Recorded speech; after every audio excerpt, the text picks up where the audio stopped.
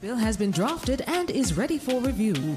We want to hear from you. Go to www.japarliament.gov.jm to download a copy of the new bill. Join the conversation. Make a written submission to Clerk to the Houses, Gordon House, 81 Duke Street, Kingston, or via email clark@japarliament.gov.jm. All written submissions must be sent by Friday, January 29, 2021. Join the process. Let your voice be heard.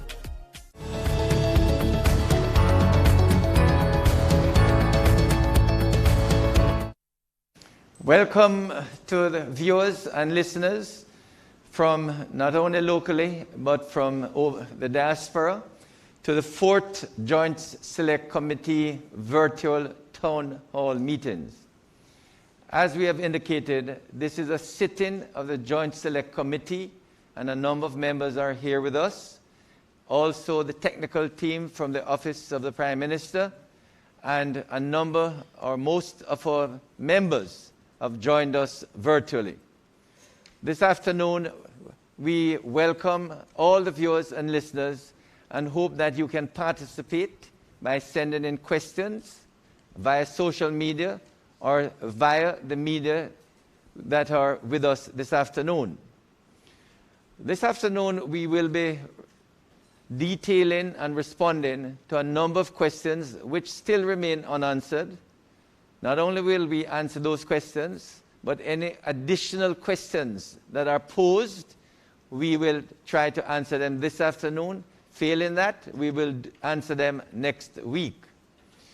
These virtual meetings are intended to engage the public, you, the members of the public. We feel, as members of the Joint Select Committee, that the members of the public can participate, can feel that the various issues, the various concerns, the doubts that one would have about this NIDS bill, that you can raise them so we can respond to them. Because once these sessions are finished, we debate them at the Joint Select Committee, send a report to Parliament, and Parliament debate and pass this bill. We want you, members of the public, to feel confident that you can enroll in the NIDS bill. We have gone through most sections of the bill, but because we have new listeners, new viewers, we will go over several sections. But in addition, we will deal with additional areas of the bill. In particular, as I indicated yesterday, we want to touch on the NIRA, N-I-R-A, that is the National Identification and Registration Authority.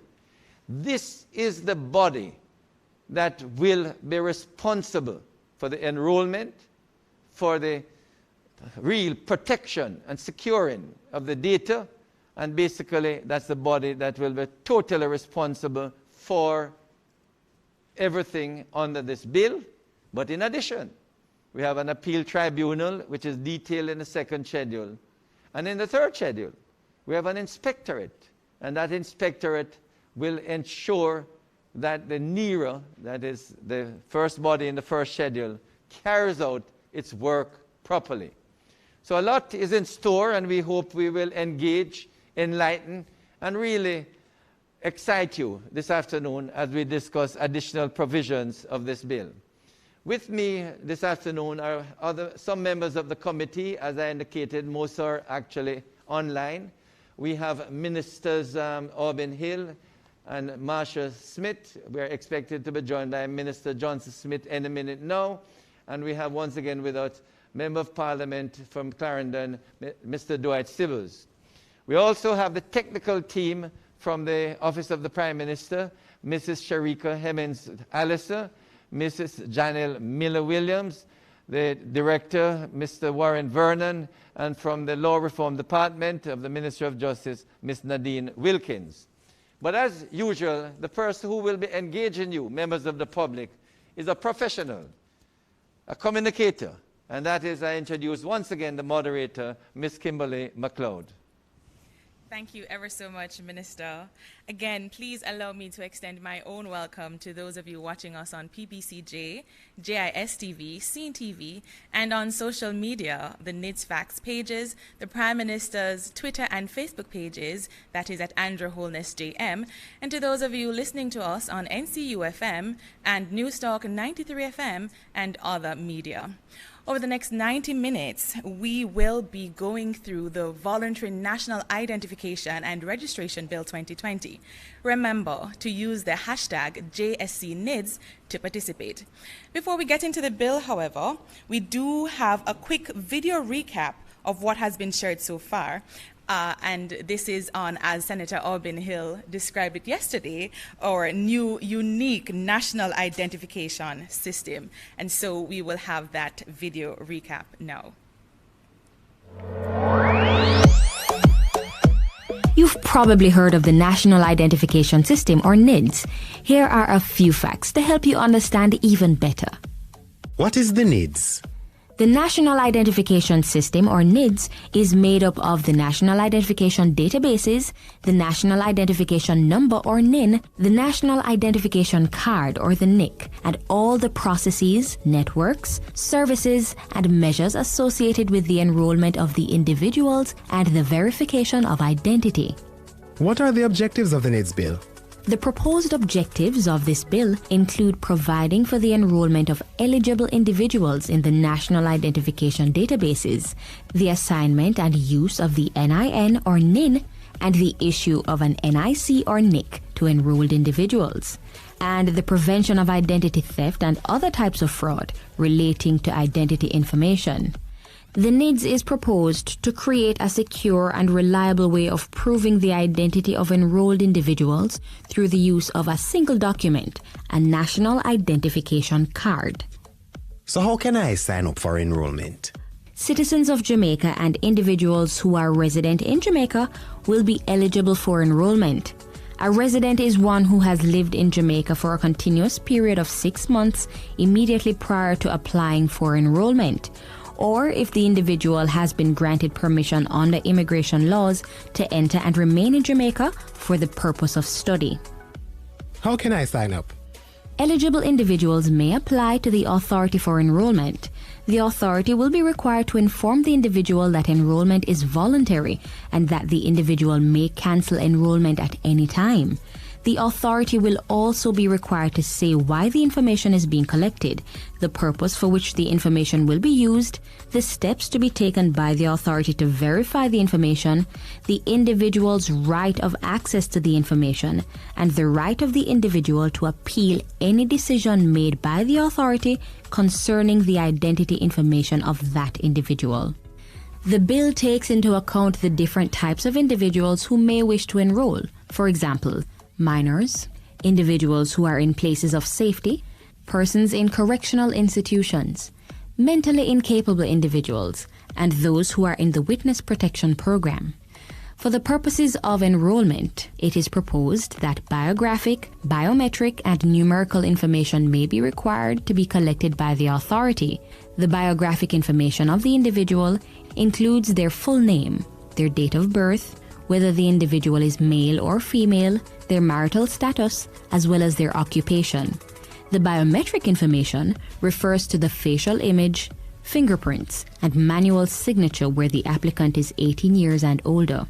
By way of numbers, the individual's taxpayer's registration number, passport number, or electoral registration number may be collected where applicable. What's the idea behind an NIN? Now, the National Identification Number, or NIN. It is proposed that a unique NIN will be permanently assigned and the National Identification Card, or the NIC, will be issued to every enrolled individual whose information has been verified by the authority. The NIN will be randomly selected and the digits will not relate to any attribute of the enrolled individual. The number will not be assigned or reassigned to any individual. It is unique to you. Importantly, the NIN may not be cancelled and remains assigned to one individual even after that person has died. The NIC, or the card, is proposed to be the proof of identity of the enrolled individual, which will not be transferable to any other person. If I sign up, can I cancel at any time? An enrolled individual may request cancellation of enrollment at any time, and the authority must cancel the enrollment. Where the cancellation is upon the request of the individual, it is proposed that the identity information will no longer be processed unless the authority is mandated to do so under the Data Protection Act. It may also cancel enrollment if the information in the National Identification Database is inaccurate. Once enrollment is cancelled, the authority must advise the individual of the cancellation, and that person is no longer entitled to use the NIN. Additionally, the NIC or the card issued to that individual must be surrendered. If the individual chooses to re-enroll, that person will be issued with the same NIN.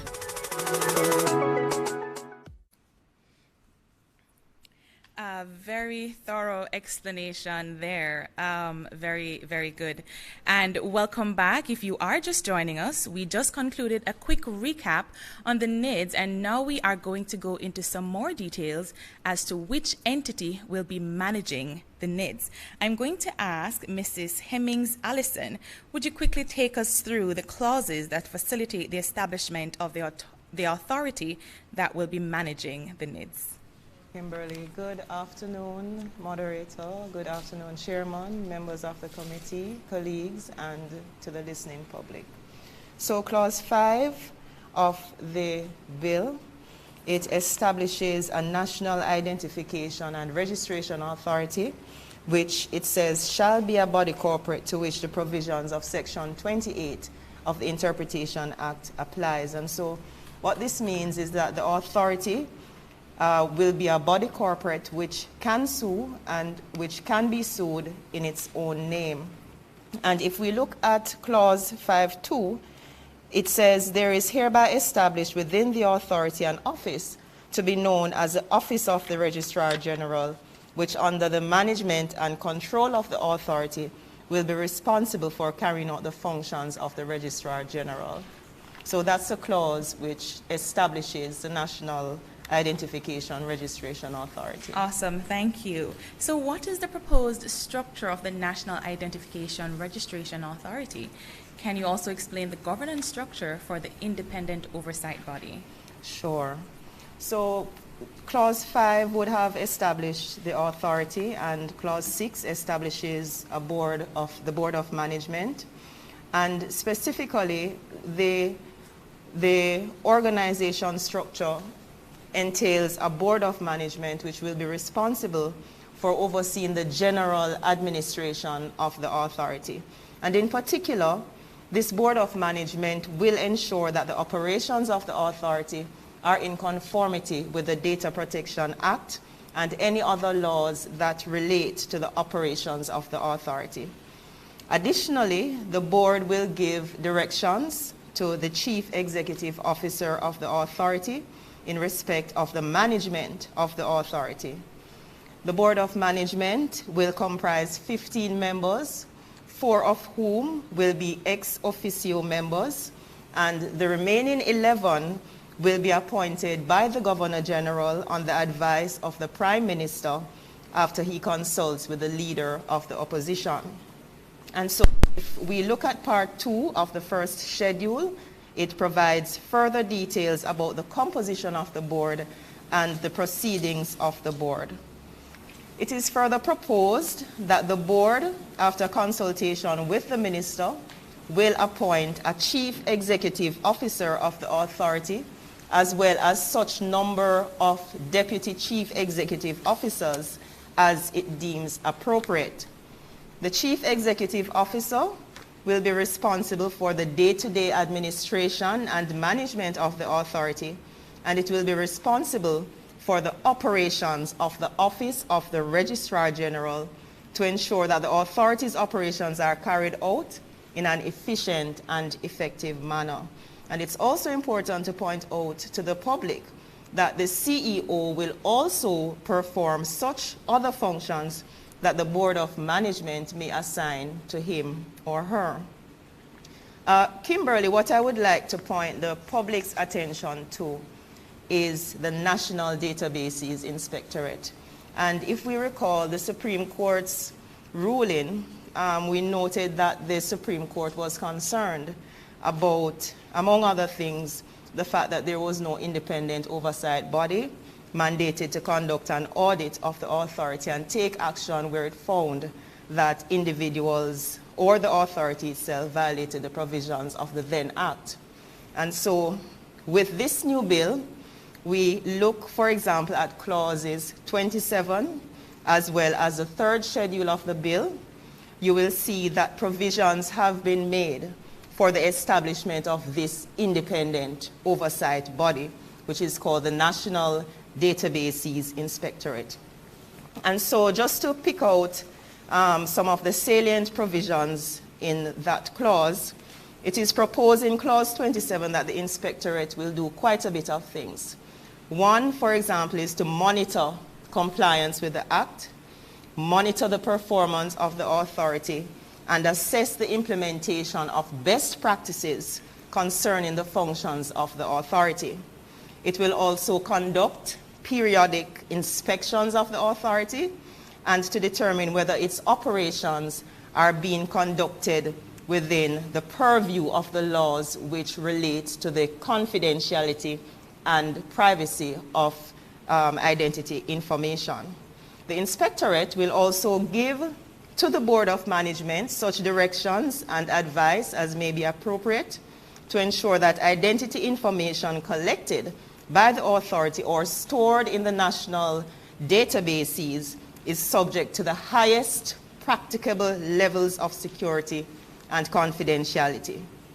And it is also important to point out that the authority will have the function of investigating any issue or complaints regarding the conduct or operations of the authority that is brought to its attention. And finally, or maybe not so finally, but clause 27.3 of the bill proposes to grant power to the authority to require the attendance before it any officer or agent of the authority or any subcontractor of any such agent, and it will also call for and examine any information other than identity information that the inspectorate considers necessary. And what I want to highlight is the fact that the authority too will audit the operations of the authority. The inspectorate will audit the operations of the authority, and it includes the processes for the collection and storage of data, and it will determine whether the information is maintained in keeping with data protection and information privacy standards. So, in essence, the inspectorate will be required to submit to the minister annually and submit to the Information Commissioner under the Data Protection Act on a quarterly basis a report on its functions. So in essence, that is the governance structure that is being proposed. Thank you ever so much for that very fulsome response. So we got a visual representation of the structure of the NERO, which is a new acronym we're introducing today. And we have noted that a number of corrective steps have been taken arising from the ruling to make the bill and the systems overseeing the NIDS more robust. So there are a number of checks and balances, and we're very happy to hear that. Now, in respect of the RGD, that is the Registrar General's Department, will it be transformed, or I'm so sorry. So the RGD will be transformed to this authority, the NERO. Is that the case?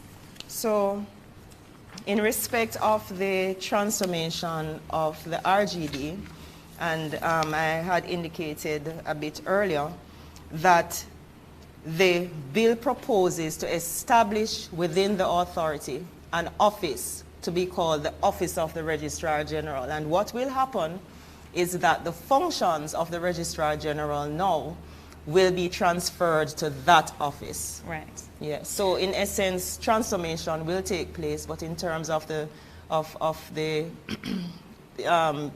yes, so transformations will take place. Fabulous. That was actually going to be my next question. What of the current functions of the Registrar General's Department?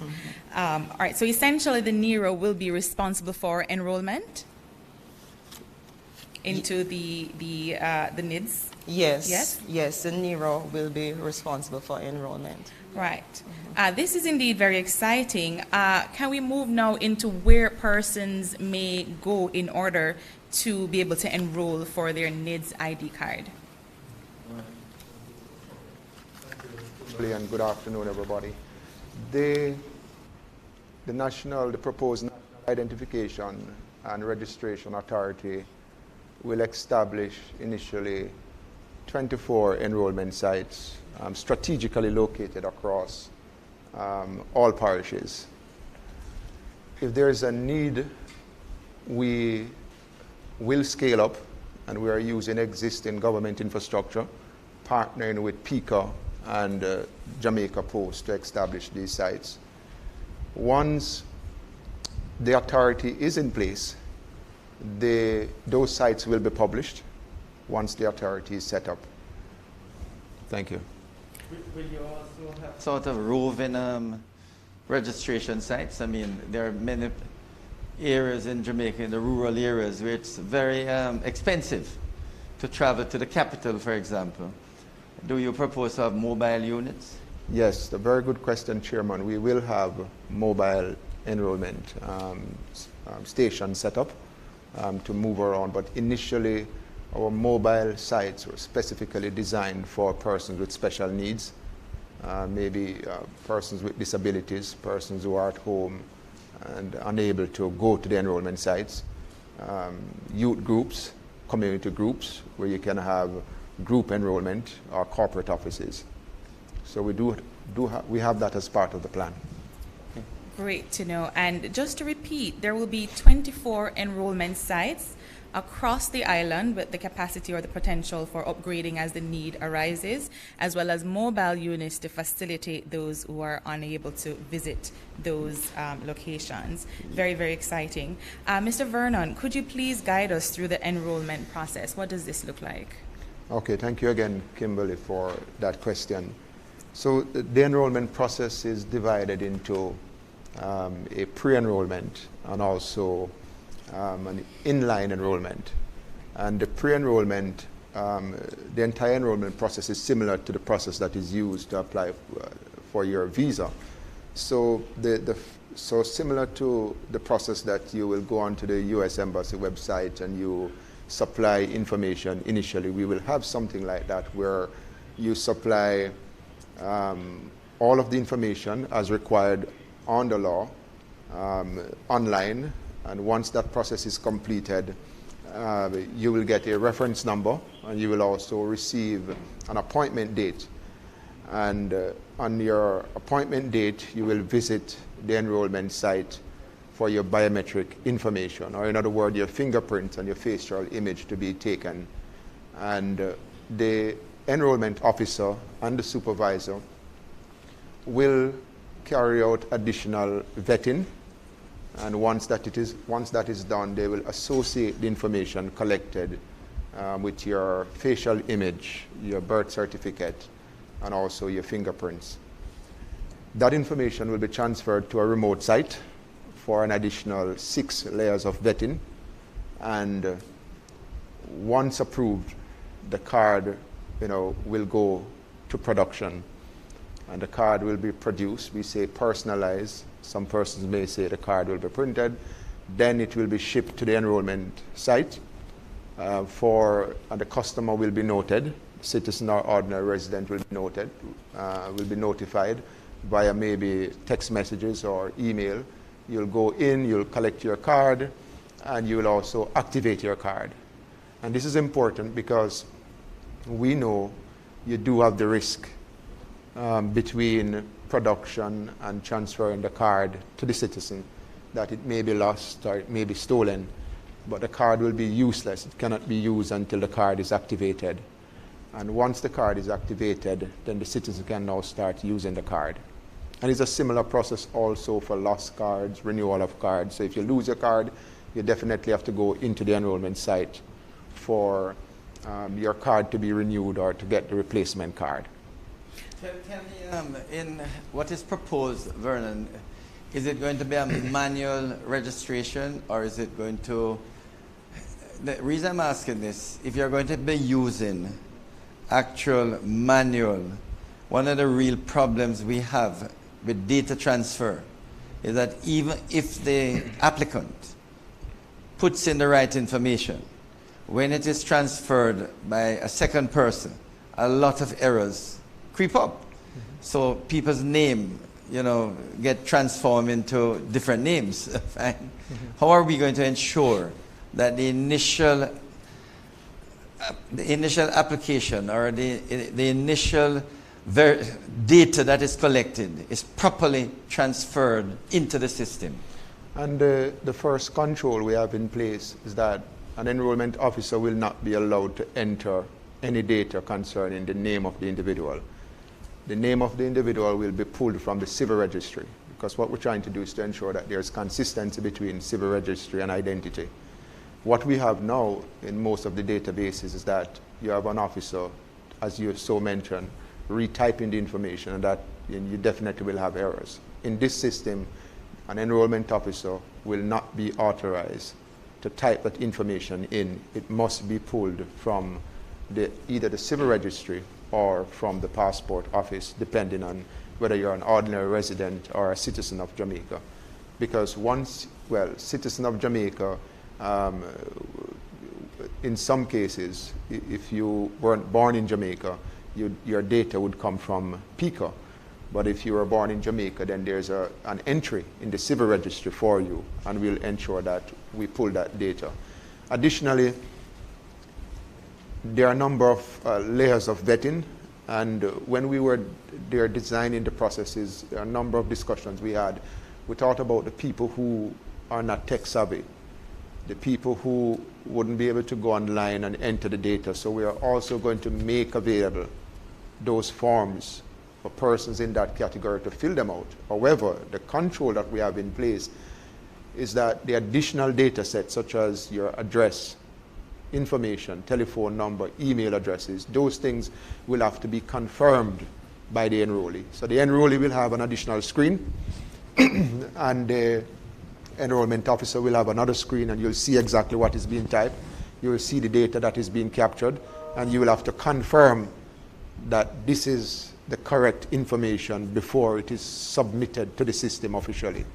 So those are some of the major controls in place. And in spite of your best effort and checks and balances, there will still be errors. How is that going to be dealt with? So naturally, in any information system, there is always the risk for collecting incorrect information, because you can receive incorrect information from the enrollee. So there will always be a continuous process for vetting. But one thing we do know is that any error concerning your name and your date of birth, that would have to be corrected from the civil register side. So if they've gone through the appropriate vetting and your name is Delroy Chuck for years and there are no errors, and you confirm that, then we don't expect to have, or we don't envisage to have much issues there. But we expect to have issues with addresses, issues with telephone numbers and so on. But the continuous vetting process in the background will I think this that. is important to note, to see, because speaking personally, my name has come out so many times as Detroy, Delroy Church. Okay. And I mean, you keep correcting persons to say you're putting the wrong information.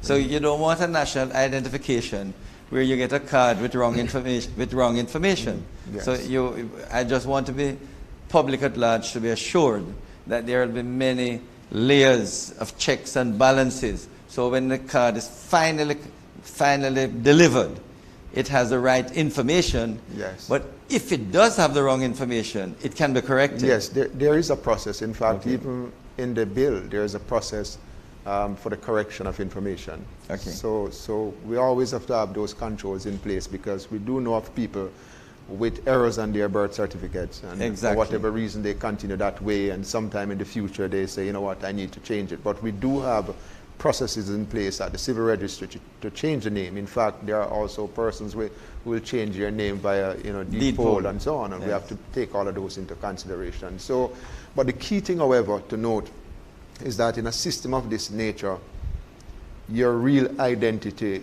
is really your biometric, your facial image, and your fingerprints, because those are very difficult to change. And but all of the other attributes, you can change them. You can change your name when you feel like. You can change your address. You can change your telephone number. But who you are, which is your biometric, is very difficult to change. And that's a key point. Wonderful. Great. Thank you so much. And the minister wants to make doubly sure that there are systems in place to ensure the correctness of the information on the national ID card. So there was initially much concern about the type of information that citizens would be required to submit in order to enroll. Could you just itemize for us? I know you mentioned it earlier, but could you just itemize specifically what information citizens will be required to provide in order to enroll in the NIDS? Okay. Do you want to take that, Sherry? Okay, thanks. Of the bill, it speaks to the identity information that the authority may require of persons who are desirous of enrolling in the NIDS. And the information includes the biographic information of the individual, which includes the full name, date of birth, country of birth, place of birth, marital status, occupation, whether you're male or female, and so on, and biometric information, which means your facial image, your fingerprints within the meaning of the Fingerprint Act, and your manual signature if it is that you're an adult. And the authority may also require some reference numbers if they are applicable. For example, your TRN, your driver's license number, your passport number, your national insurance number, and so on. So what happens when the person renews their driver's license or passport and they get, for example, a different passport number, which is possible?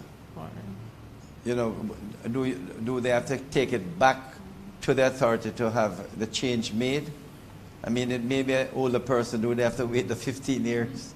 Or can they change it if a number changes or an address changes during that period? I can respond to that, Chairman. So the only attributes in the system that would consider to be fixed is your facial image, your fingerprints, and the name. Those are the fixed attributes. Everything else can change. And in the bill, there are provisions in the bill, and Nadine, you can even comment on that, where the authority, can check on these things to make sure that the database is updated. In fact, the authority, if the law is enacted in this form, will be mandated to ensure that the database is updated. Will be mandated to make sure that there are systems and processes in place and controls to make sure that the address is correct, that the reference numbers are in fact correct. So all of those things are in place. Nadine, you want to mention that any at all? Sorry to call on you. Well, I was just affirm what you said about the need for the authority to verify all the information that the individual has given. And it is understood that life events will happen and that information provided at enrollment will change during a person's life. The scheme, though, requests of that individual for the information to be provided to the authority when these changes occur. And it is intended or expected that a very seamless procedure will be made possible by the authority for that kind of updating to be provided with the online resources that we now have, that it would not be something onerous, that they have to go in and so. So we want to tell the citizens that even after you get your ID, you will still have the opportunity to be in communication with the NERA. And in communication with the NERA, they can still not only check on any requests that have been made of their information, but they can also update their information. Good. In some countries, it's a requirement by law for the citizens to update their address information. The system is being designed for the citizen to be able to update their addresses remotely. And that is very important. And I also need to mention that we are aware, and that is why in the bill it says may, Nadine, correct me if I am wrong, it says, you know, all of the information, the identity information, the authority may collect those. But the reason for this is because we are aware that there are persons without fingerprints. And we have special processes in place to treat with that. In fact, it's somewhere about, the data we have is somewhere about 20,000 Jamaicans that would be in that category, which is roughly about 0.6% of the population. So we have special controls in place to manage those risks. Wonderful. Mm-hmm. Great. So as has been explained, the information that is required, and just for clarity for the public, you will be required to provide biographic information and biometric information. Biometric information being your facial image, fingerprint, and your manual signature, and a reference number where applicable. And I was going to ask, what provisions will be made for persons who are unable to provide a fingerprint? Could you tell us what provisions exist to facilitate those persons? So while we don't want to get into the inner details for security reasons, because you do have persons who will want to attempt to cheat the system, and they are not in those categories. So I would prefer not to disclose the inner workings, but what we can say to the public is that there are clear processes in place to ensure that we exempt persons that are in those categories. In fact, the Disabilities Association, you know, we will partner also because, you know, there are persons, we have to ensure that, you know, any form of disabilities that somebody don't turn up to the authority and say, you know, I can't do this because, you know, I have this disability. We're going to have to validate all of those. Naturally, if you see someone step to the enrollment center and the person don't have any hands, then, you know, it's a given.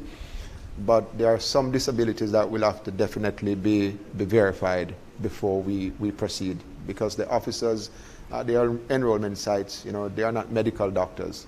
So they will have to depend on a third party for the verification. Mrs. Allison, you wanted to add something?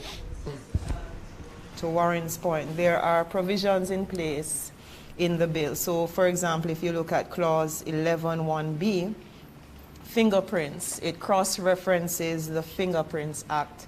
And if in the Fingerprints Act, fingerprint includes a palm print or a footprint. So this basically means that if there are no fingers available to extract a fingerprint, then the law provides for a palm print or a footprint to be taken in its stead. Right, thank you so much. So a very inclusive process where no one will be left behind. So if you are, by virtue of, you know, any issues, unable to provide a fingerprint, you need not fret. There are provisions made for you. I just wanted to ask, though, from the time that I apply or take steps to enroll in the NIDS, how long does it take for me to get my card in hand? When you talk about time frame for the delivery of services, you're really talking about the service level agreement. So while the NERA will provide several services such as, you know, renewal of cards, new enrollment, the replacement of lost cards, and all of those, we have to tie all of those to what we call service level agreements. We do have models that we looked at, and what the models are telling us now, based on our estimates, is that we can deliver identification cards between 1 to 7 business days. But naturally, the exact time frame or the exact service level agreement is something that will have to be considered by the Board of Management and approved by the Board of Management once the authority is established, because the service level agreement will definitely be tied to performance standards for the CEO and also the staff of the authority. But for now, the baseline is that our models are showing us that it is possible to generate and to produce those cards between 1 to 7 business days. 1 to 7 business days. That is that is quite impressive, and we know the process of getting your IDs in Jamaica can be quite lengthy, so that is definitely very good to hear. Yesterday we learned about storage, and I just wanted to talk about that a little bit more, particularly about how the data, the information collected, will be stored at the authority once collected. You want me to take that one? Yes. Sure. Okay, thanks. So, again, what we can say is that the data collected will be stored in a secured government facility. We can also say that every verification, every disclosure concerning identity information will be audited, and those audit logs will be protected by blockchain.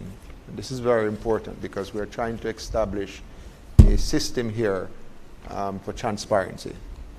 And for the first time, we want to ensure that every time your identity information is disclosed, is verified, you will know.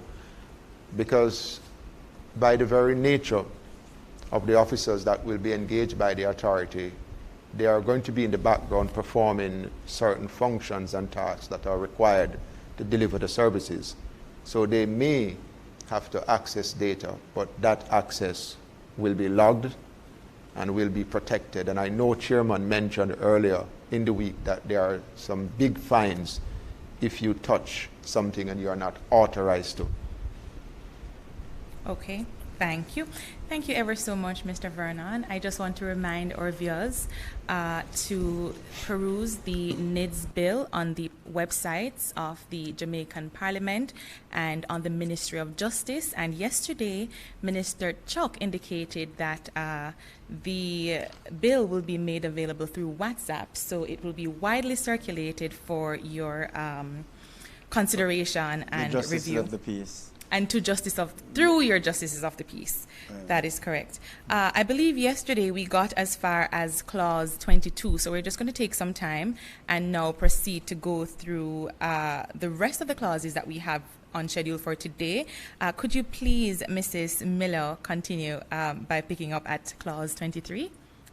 Thank you for that, Kimberly. Good afternoon, Chairman, other members of the committee, colleagues, and the general public. In respect of clause 23, it speaks to the security of information. Very important clause. This clause provides for the authority to ensure that the information stored in the national databases is kept in a secure manner and that the confidentiality of the information is preserved.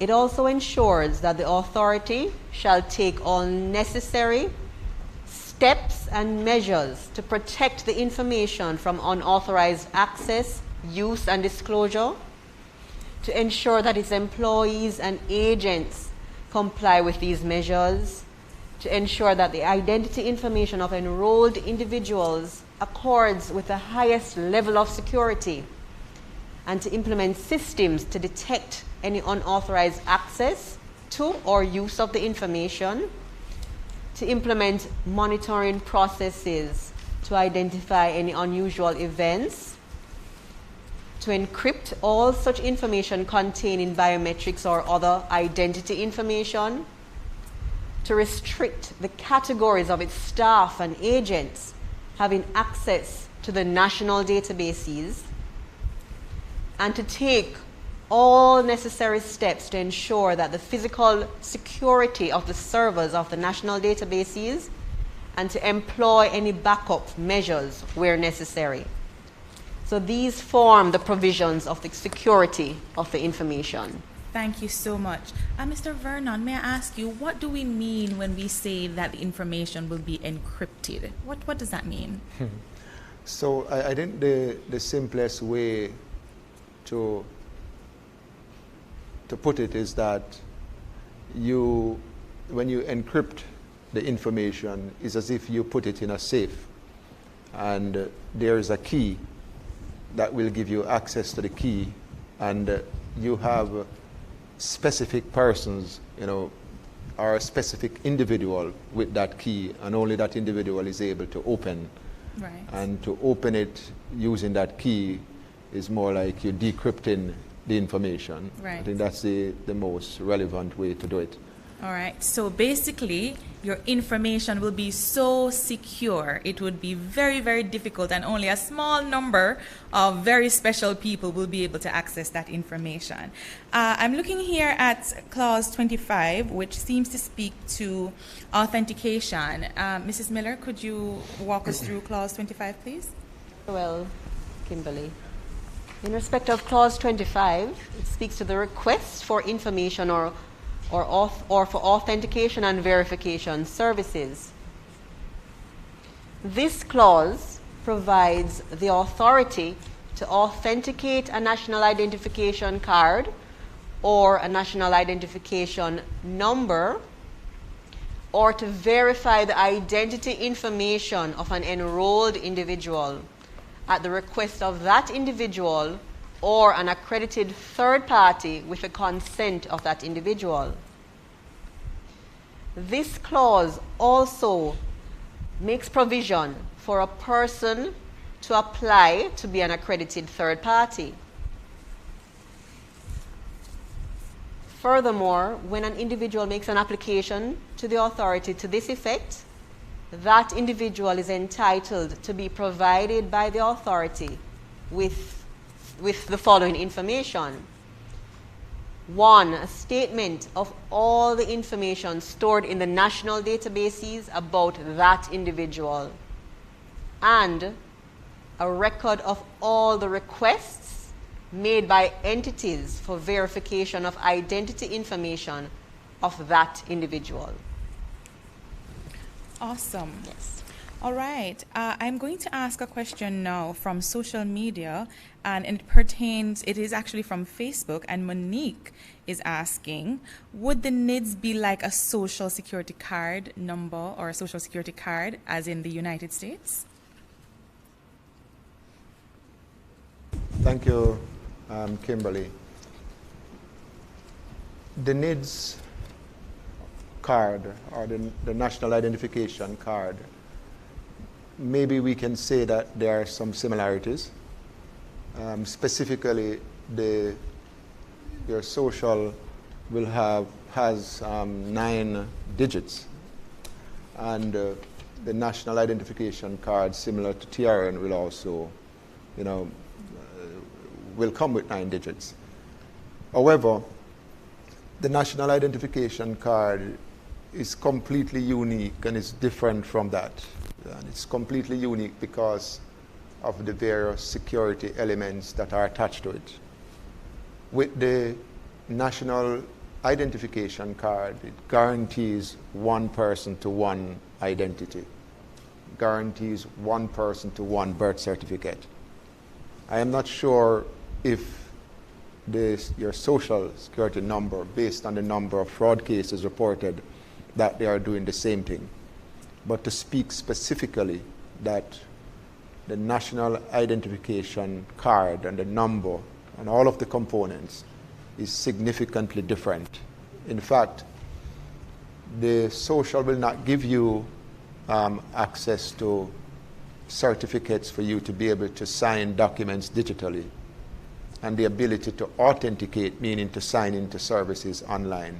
A National Identification Card, again, will give you certificates on the card, the ability for you to sign into services, and the ability for you to use it for digital signature, to sign contracts and so on online. So it's very important to note those. Okay. Thank you so much. I invite you once again to participate on social media using the hashtag JSCNIDS, and please continue to send your questions. We do have the experts here to respond to them, as well as your suggestions for consideration. We do have another question, and it is on Facebook, and it's from Shalimar Blair. And Shalimar wants to know, with this ID, does it remove the need to get your photos certified by a JP for the purposes of your passport and driver's licenses? So I want to maybe respond to that question this way. We will need the help of the JPs to verify who you are initially to get in the system. However, what you are going to get from the system is some level of efficiency, because there's no need for you to go back to the JP every time to verify who you are. So I think that's the important point to note. Okay. That we will need the JPs initially to get you in, to verify who you are. But once you're in, there's no need to keep on going to the JP to verify who you are. You can use the card. If I may just say, yes. You had linked it to the passport, I believe. You had linked the photographs to an issue of a passport. To the issue of renewing your passport. Renewing you need a passport. Right. But the processes for the NIDS are different from that of a passport. The PICA will still have their requirements for a passport. The two are not to be confused. They're completely different. Okay. But I think what is important is, firstly, to get the NIDS card, various checks will be done, including a JP authenticating or verifying who you are. That will be matched against a passport if you have one, a driver's license, your birth certificate, other means of identification, including checks with the TRN, so that once you have the card, it will be unique with a NIN, a national identification number. Now, with a renewal of a passport, we hope that PICA will not require that you get your passport verified again, your photograph, because you could easily check it against your NIN, your national identification card. And also, one would hope that PICA would ask you for another original birth certificate, because in the issuing of the card, that would have been checked. So what we have said before, that the card will allow cardholders to access government service, private services easier and more efficiently. The registry also makes it possible for NERA to issue this card with the full resource of the contents of the civil registry, supporting the information that's on that card. So there's no need to look beyond that information to request a birth certificate. Minister Johnson-Smith, you wanted to add something? Moderator team, and of course all our listeners and viewers on social media and elsewhere. Maybe what I'm saying is exactly what's been said before, which is that the NIDS is intended to make life easier.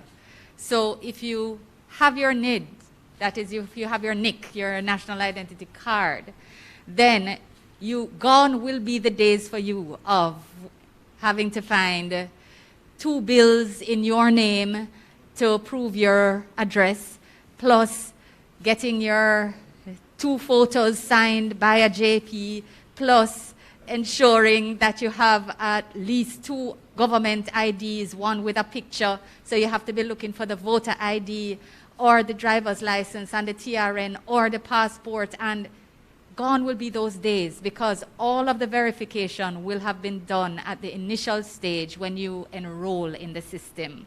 So because the system is now voluntary, it's not mandatory anymore, it will mean that companies and the government certainly will, until the enrollment reaches a particular level, there will have to be more than one system, so that people who, without a NID, without a national identity card, will still be able to access services. But what you will find is that the speed and ease with which you are able to access services will be different. So you will go to a company, a bank, a furniture store, whatever, and the credit line with a NID, with a national identity card, you're going to be getting through like this.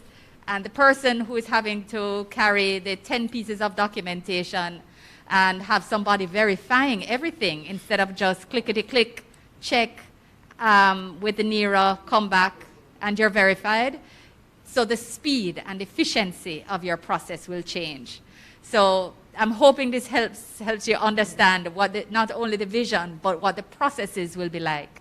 So it's intended that it will be incentive-led. So the ease will make you sign up more because you will see the difference in service facilitation and service delivery with your national identity card, with all your verification having been done upfront, and then having to do it each time with verified documents each time. Thank you very much, Minister Johnson-Smith. The truth of the matter, there are persons listening and viewing who may have heard this before, but please bear with us. There are many others who have not heard it.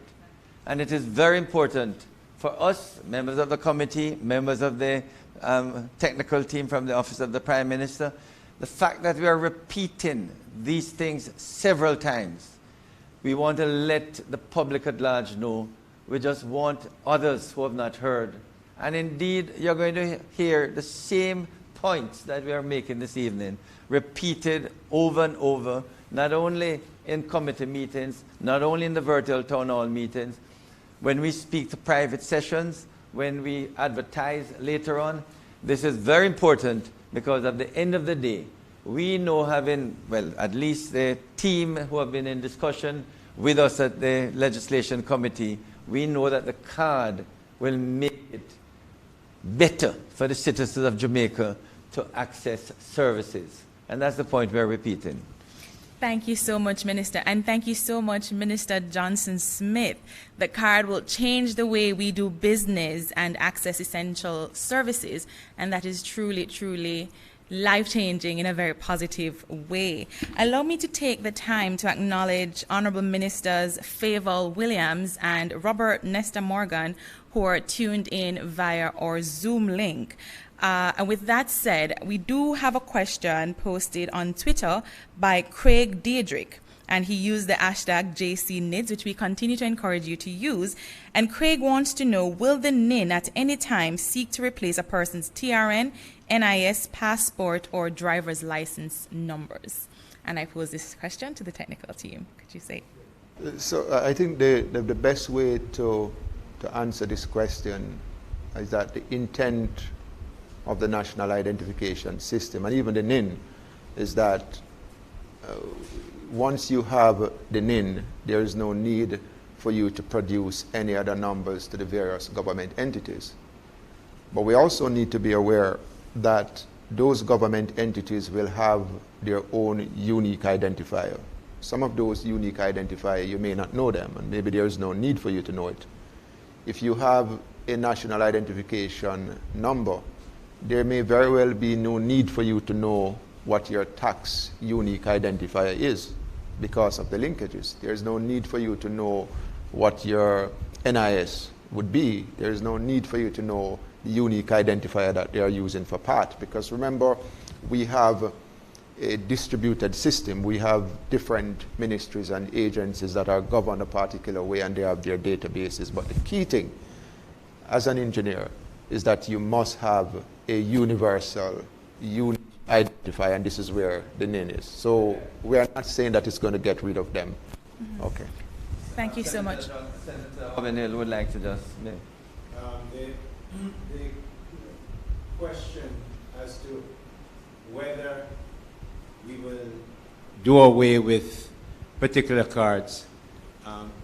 Actually, there are two questions. One, legally, we won't, because NIDS is not mandatory. But in practice, what's going to happen? In 3-4 years, I don't know, maybe less, I would hope, as quickly as possible, many people will move, and when I say many people, I mean many institutions, just like Minister Johnson-Smith just said, will tend to require only one ID if they're convinced that A, it really does identify the person before you, and they can continuously, over a long period of time, believe in that identity, because it's not, NIDS is not going to change. So in time, in practice, if not in law, the NIDS will become the premier identification that most anybody will tend to ask you for, which is why you should try and get your NIDS card as quickly as possible. So you stop carrying passport around, TR and all that. You have that.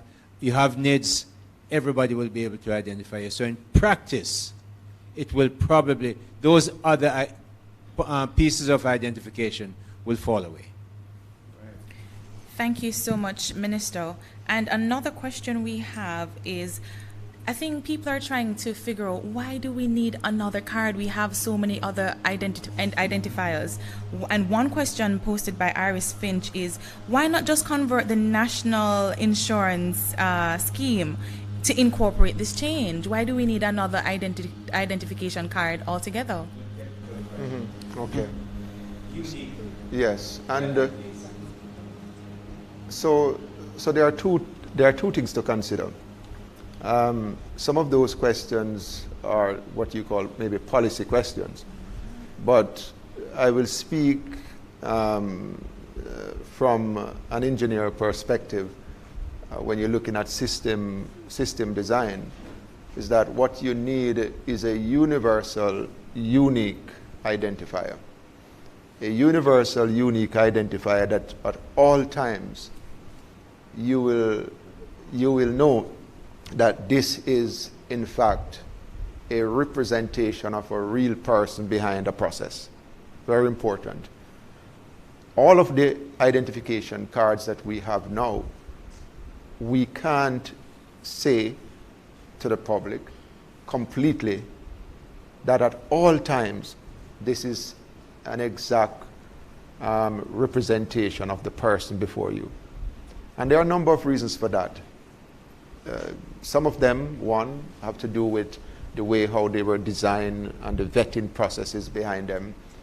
Where the national ID is concerned is that you're designing business processes and controls and vetting and quality assurance where all of the numbers that are going to be issued will go through the same standard or process. And the linkages between your civil registry information, which will account now for those life events and the changes where identity is concerned, we really don't have that. In fact, none of the IDs that we consider to be national IDs will give you the capabilities to use electronic signature. None of those IDs will give you the capabilities to utilize a card to authenticate or to sign into a system. None of those. Okay. So the NIDS is completely unique, and it's important to note that the NIDS is for all from birth. Right. The other identification cards, they are for different segments of the population and for different purposes. And finally, the backbone or the systems that are designed for those, they were designed for different business processes, not for identity verification in a modern society. They were not designed that way. The national ID is completely different. It's been designed to facilitate authentication, the use of digital signature, to simplify everything, to ensure that data is captured once. It's very clear, with any of those IDs that you have now, you have to present them everywhere you go. And they have to collect the same information over and over. With a NIDS, you present that information once. You enroll once, you present the information once, information is vetted once, and you use it multiple times. So that's important. Right, thank you. So centralization of the information, yes. So completely new, completely different, completely unique, and completely revolutionary. We do have a question here, and it's posed by somebody who's living overseas, and I believe we did address it yesterday, but there can be no harm in responding once again. And she wants to know, if you are a dual citizen, can you enroll in the NIDS? And yes. And yes, once you're Jamaican. Yes, we just want to make sure that we are responding to all the questions that are posed to us. All right. And so the other question, what are the circumstances, if at all, a person's data or information can be destroyed? what are the circumstances under which a person's information can be destroyed. And I want to ask if this would pertain for my personal information to if a person passes on, since we say that once a person dies, that number dies with them. Does it mean the information is then destroyed, or is it, how do we treat with that information? I will start out on my legal, well, the lawyers will back me up, but yes. you know, from in a technical context, when you collect information that is incorrect, or maybe you enroll someone that should not have been enrolled, or when someone cancels their enrollment, you will what we call purge that information from the system. However, it is also important to note that when you live in a state, there are no rules for you to forget the identity of an individual. There are no rules to say once you register at birth and you get your birth certificate, the state at some point in time must delete your civil registry information. So, as part of the National Identification Program, there are a couple of things that we are guaranteed. One is that your civil registration information or your birth certificate information will always be there. But we are also guaranteeing that once you register for a national ID, even if you decide to cancel your enrollment, that your identity will be secured, meaning that that identity will be sealed. All of your personal information will be removed from the system. So your telephone number, your address, all of that will be removed. And your identity will be secured and sealed. If you return to register, then that will trigger the authority to activate or to utilize the existing identity. And this is important to prevent identity theft. Otherwise, what you will do is allow someone to get into the system, and they're then opt out of the system, and then you return with a new birth certificate. And this will compromise the entire system. So it's very important to note that. Right. Thank you so much. I have a question here from JJ Mack, and I think this question is extremely important. And JJ wants to know, what if you have never been registered? The government has no record of you. How can you become enrolled in the NIDS? So the first step, if you have never been enrolled, we must establish whether or not you were born in Jamaica. And there's a process from the civil registry side for late registration. And the government is also funding late registration for the poor and people who can't afford to get a birth certificate on our undocumented program. And very soon you'll hear more about that, where persons in those categories can go to the RGD and get a new birth certificate. And they have a complete process where they go into the communities, they go to churches, they go to schools, just to establish that you're in fact born within the community. And once they establish that and they complete their process, then you will receive your birth certificate. Once you receive the birth certificate, then the National ID program can now initiate the registration once you volunteer to get that done. Because remember, you can't get into the system if you don't have a birth certificate. And you can't get into the system if there is no record of you at the passport office, because you may have been born overseas and received citizenship from the passport office. Because the idea is, for security reasons, our enrollment officers will not be allowed to create a profile or to create an identity. That's very important. So when you talk about fraud, it's going to be very difficult.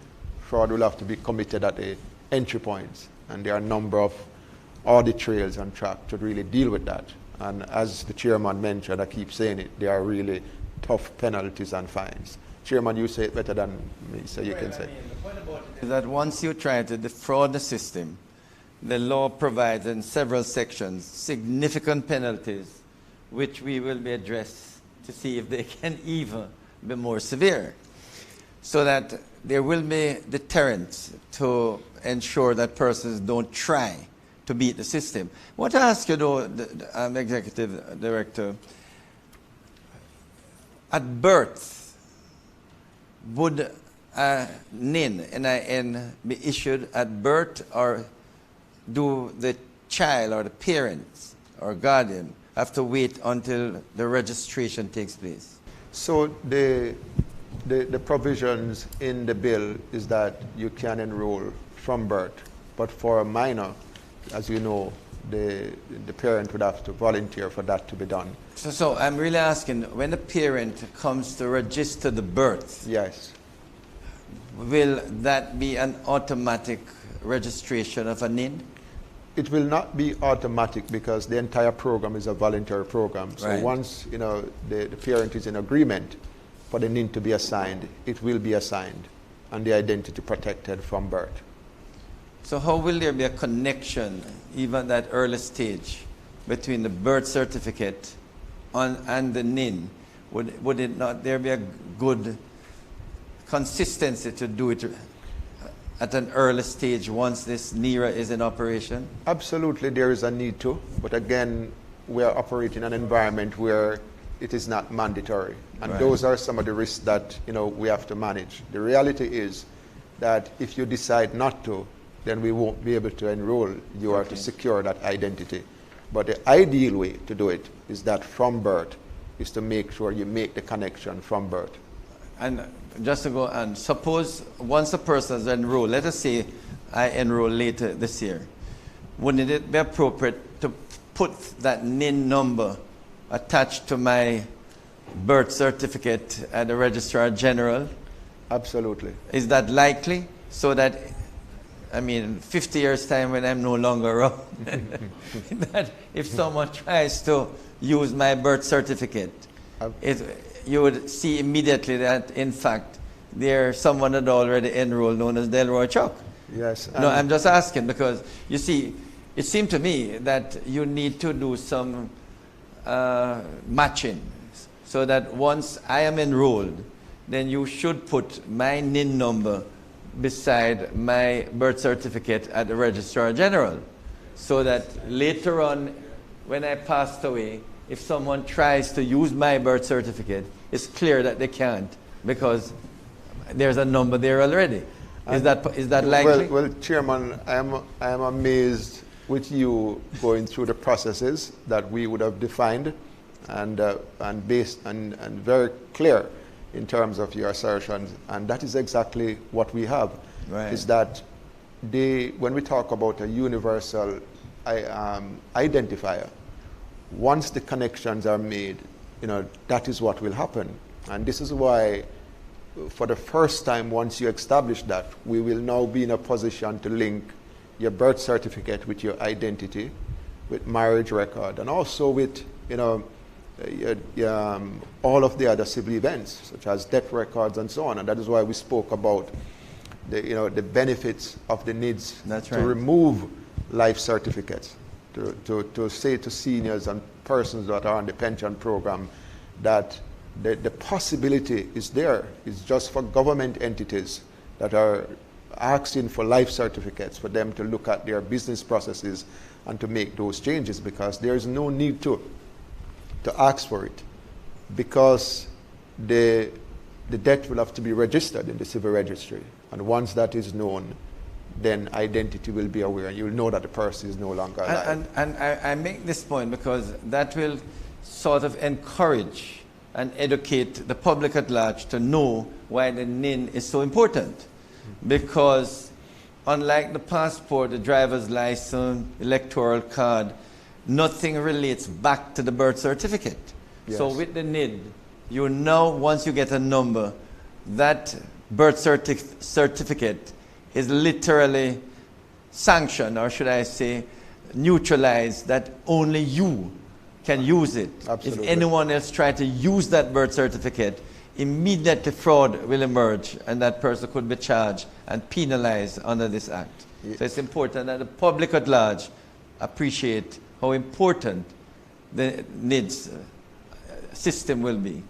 Absolutely. Thank you so much, Minister, for driving that point home. That is very, very reassuring. And also, those who can be reassured this evening are those persons whose births were never registered. You do not need to fret. You will not be excluded from the NIDS if you wish to become enrolled.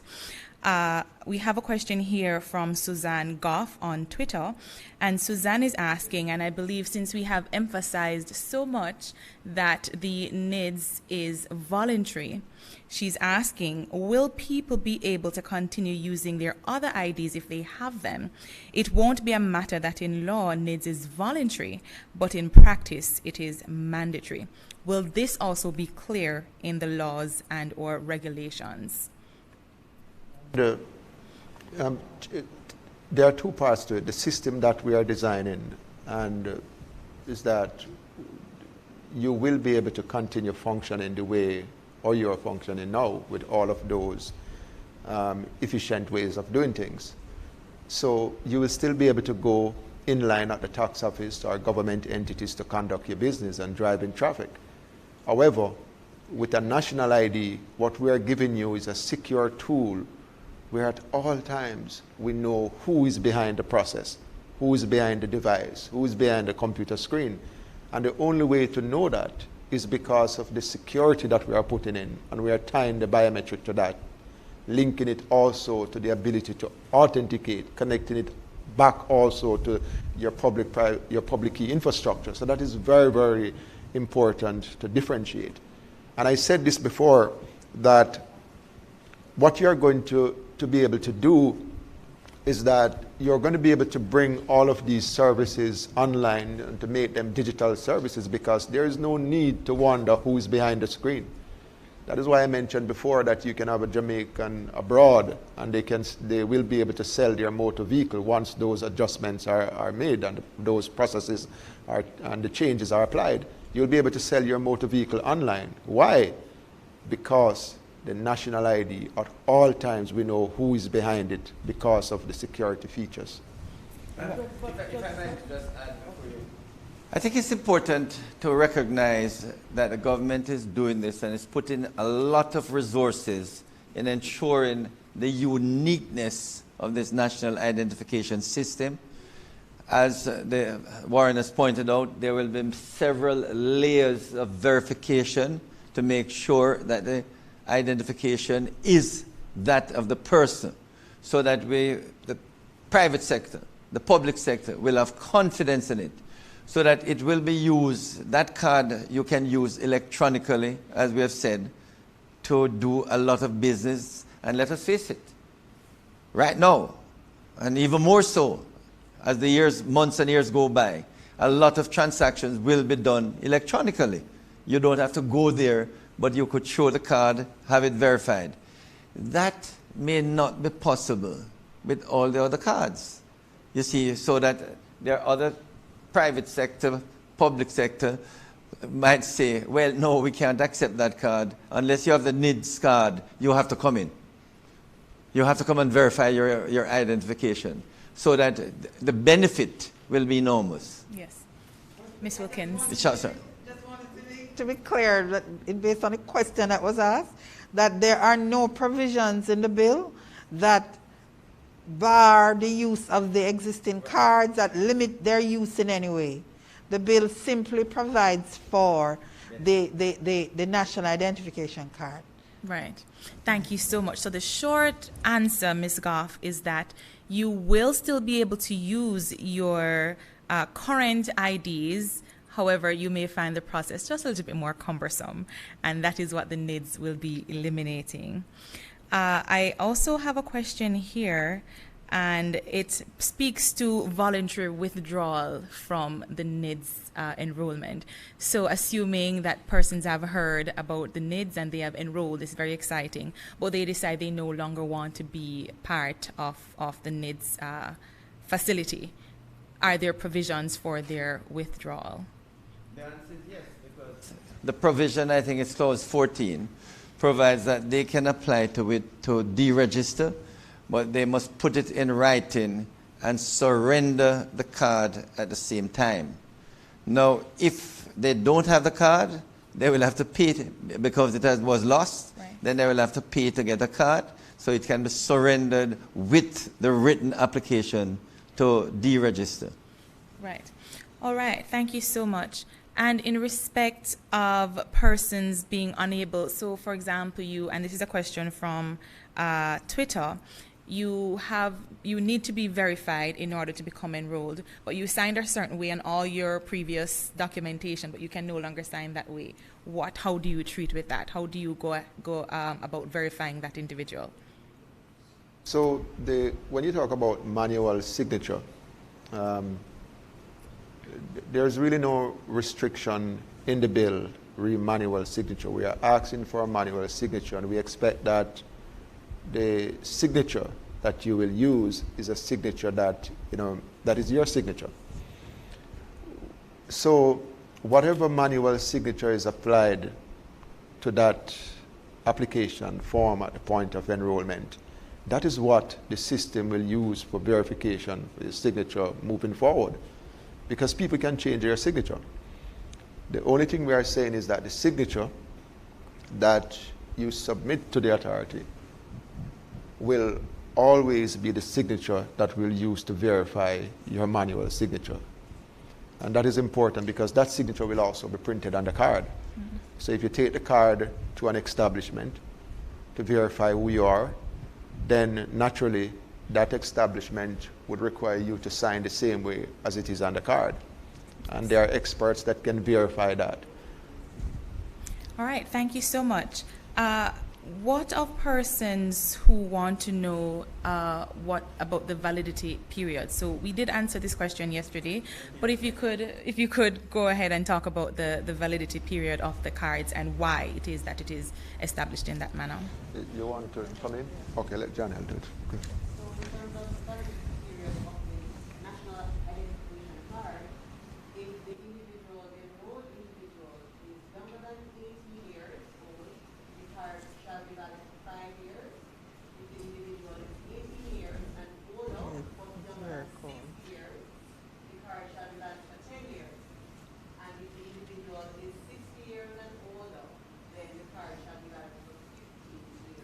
Yes, and you mentioned yesterday why it was established in this fashion. I believe it was Mr.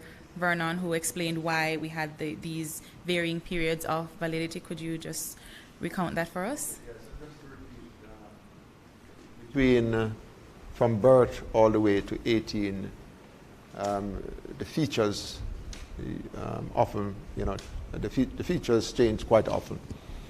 And that is why we utilize the existing standard in government for passport, where every 5 years you will facilitate the renewal. Mm-hmm. But for adults from 18 to 60, it's every 10 years. Right. Because believe it or not, persons within that age group, you tend to see changes over 10 years. The before and the after, and you see quite a number of those pictures on social media. And also when you get to 60 and above, the features, usually change between 15 years. So that is why we adopted those standards. Okay, thank you so much. So again, the periods of validity for the card are 5, 10, and 15 years, depending on various where you are when you received your card. All right, thank you so much. I have a question from Pierre Parkins, and I will be wrapping in just a minute. What is the minimum age that biometric information can be collected, and does it have to be updated on a schedule? A very good question. So the minimum age to collect the biometric information is from age 6, and that's for the fingerprints. However, the system is capable of capturing a facial image from birth. Okay. And the reason for this is because the quality of the fingerprint at that age is usually not good, and you renew every 5 years. Yes. Okay, thank you so much. And we still have persons who are saying, based on my research, fingerprints are to be collected from people who are criminals. Why do I have to submit my fingerprint in order to be enrolled in the NIDS? Why do I have to do this? So could you please tell us why the fingerprint is so essential to the NIDS. And let me use an example. When you travel, when you travel and you move through the various borders, they capture your fingerprints. And I would have traveled before, and I'm not a criminal. There are a lot of Jamaicans who would have traveled before, and they capture your fingerprints at the borders. And the reason for this is because they are trying to achieve the same thing that we're trying to achieve, is to ensure the uniqueness of all of the individuals, to ensure that they know who you are, and they can only know that using your fingerprints and your facial image. It's very important to note that. And it's the same thing we're trying to accomplish.